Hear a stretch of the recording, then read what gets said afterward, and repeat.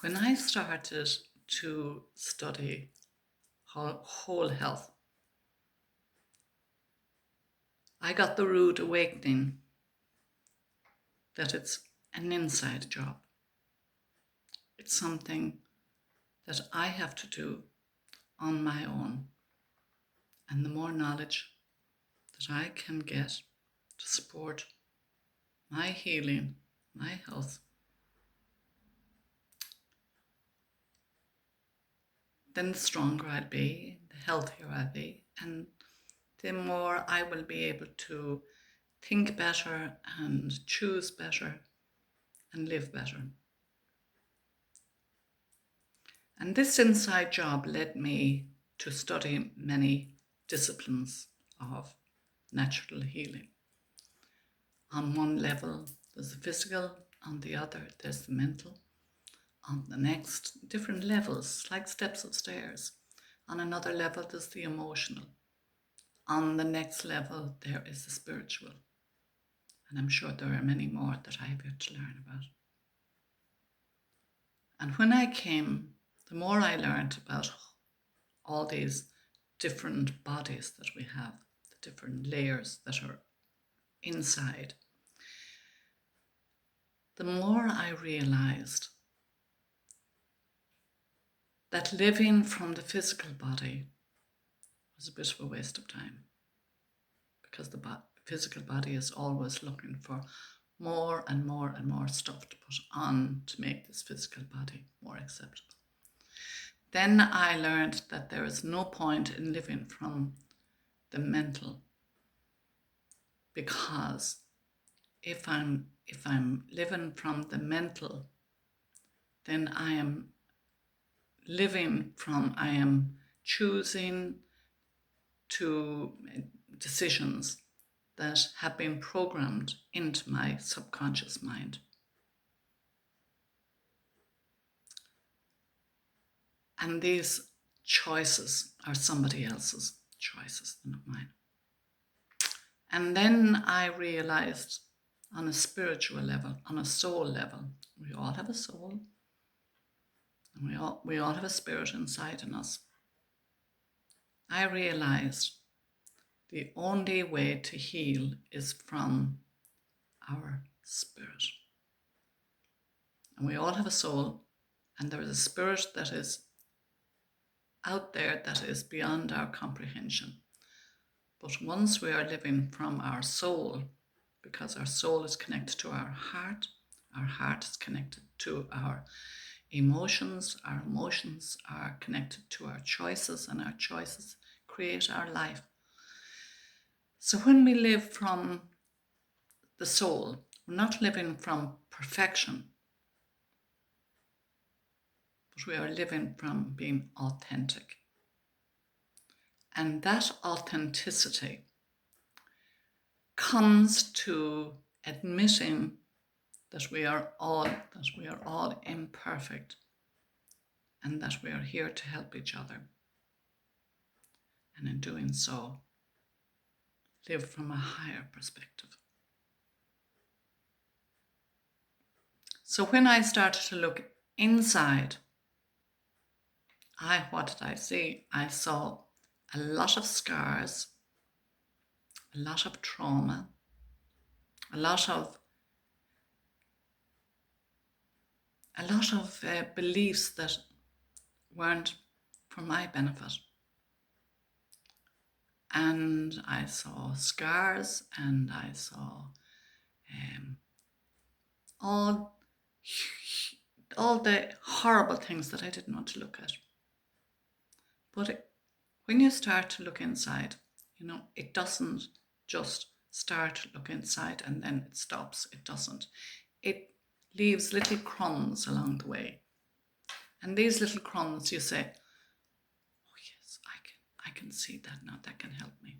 And then you eat that crumb, and that crumb helps you to believe something better. And then you go and you see another crumb. And then after a while, you might get sick of the crumbs and say, I'm not doing any more. But because you have eaten the crumb, the taste of that authenticity felt, even though it was so small, but it made me feel much better. It made me feel I did not care what others would think of my feelings, that I was feeling a better person, that I could contribute better. And so the journey would go. Something else then would show up the next day. It always does if we look for the best, and we always look to be authentic. And as I was saying, what I really found was in that imperfection, I found my humanity. And that is the greatest treasure, I think, that any of us can find. Because when we start looking to be better person, better beliefs, better feelings, the world out there tries to tell us we're not good enough because of whatever is being projected out there to us. But we realize that we can analyze, we can rationalize and make sense of what's going on and make better choices. And in making choices, we are not out there looking at everything that's distracting us and saying over here and over here and over here and this, and oh, this is something new. Nothing is new. Our basic humanity and our basic emotions are perfectly imperfect.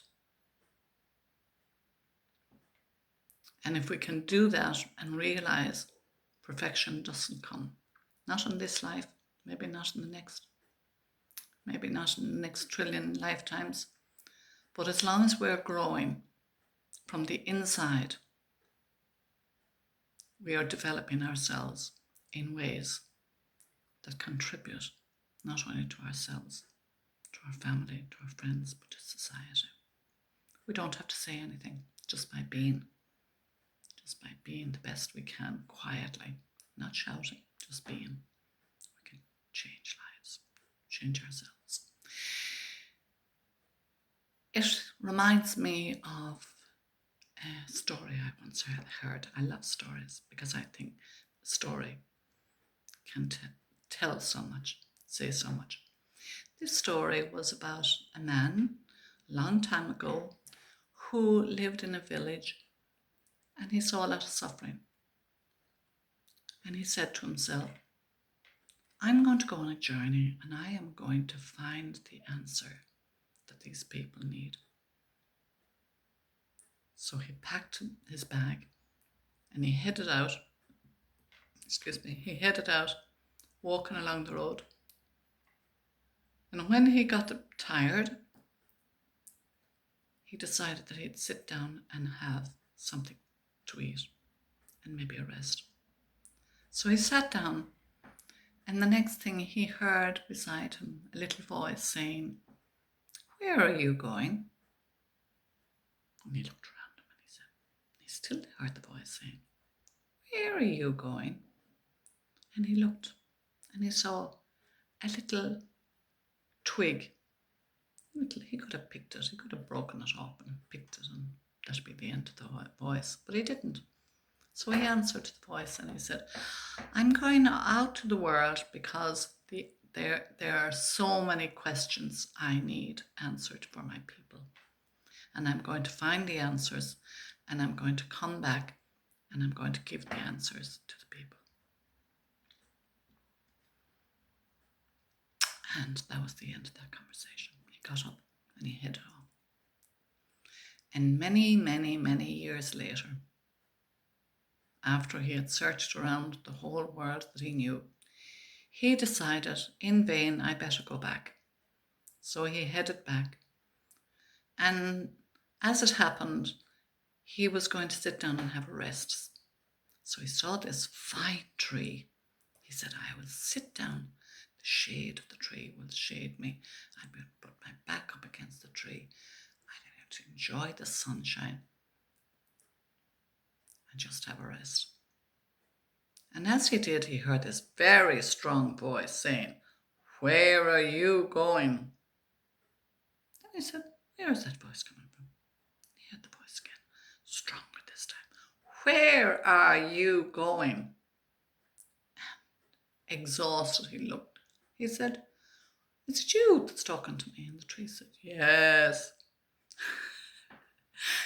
And he said, I'm going back to the village because I have traveled the world looking for answers.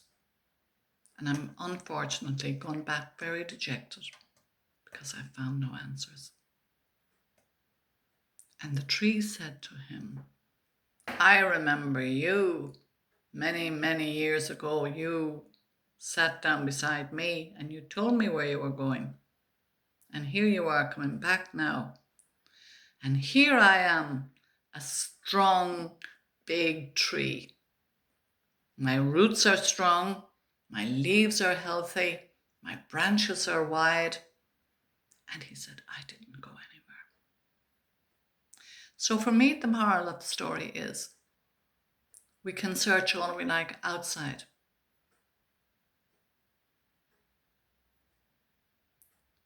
But until we look within, and like the tree to me is very meaningful because when I look at a tree, this big tree, I see the roots of the tree are so wide and so strong.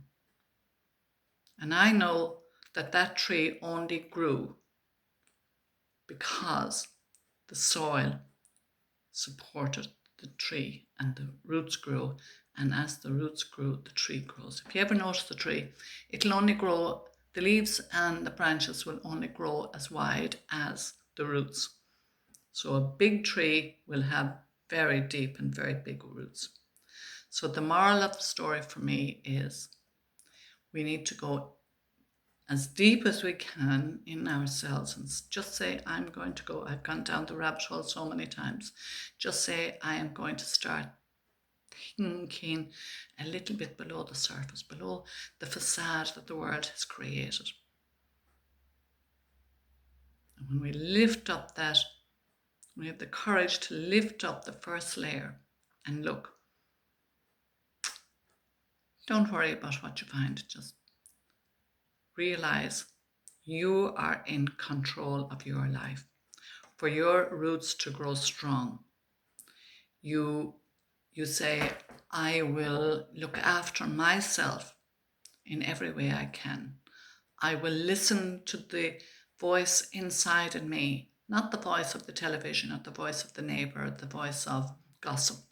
I listen to my own voice, the voice that comes from my soul, because the soul and the spirit will not guide you anywhere, only in the right direction. Yes, you're going to have to overcome a few beliefs that are not true about yourself. Somebody told you you're not smart enough, or you're not pretty enough, or you're not making enough money, or whatever it is. That doesn't define you. Yes, you can be pretty, and yes, you can be successful, and yes, you can make all the money in the world. It doesn't define you. It's what's inside, what's coming from your soul. That defines you. I suppose you could say it's strengthening our character, what we used to call when I was growing up, having a good character. That was the most important thing for us as I grew up. Your word was everything. Whether you were a child or a parent or in business, the only thing that really stood to you was your word. Your word. So for me, inner healing is something that we just do every day. Every day, inner healing is, I'm going to eat the best I can. I'm going to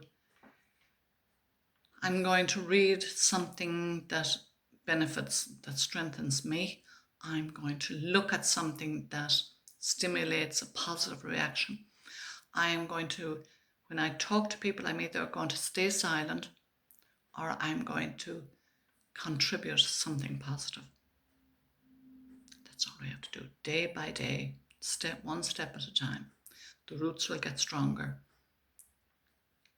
The immune system will get stronger. Our mind will get stronger. Our beliefs will change and become much, much better. Our soul will guide us, will be the light within us that will shine in the direction, the right direction. So, shine your light. And don't worry about being perfect. None of us are perfect. Far from it. So imperfect. But if we were perfect, there would not be room for growth. We're here on this earth to grow.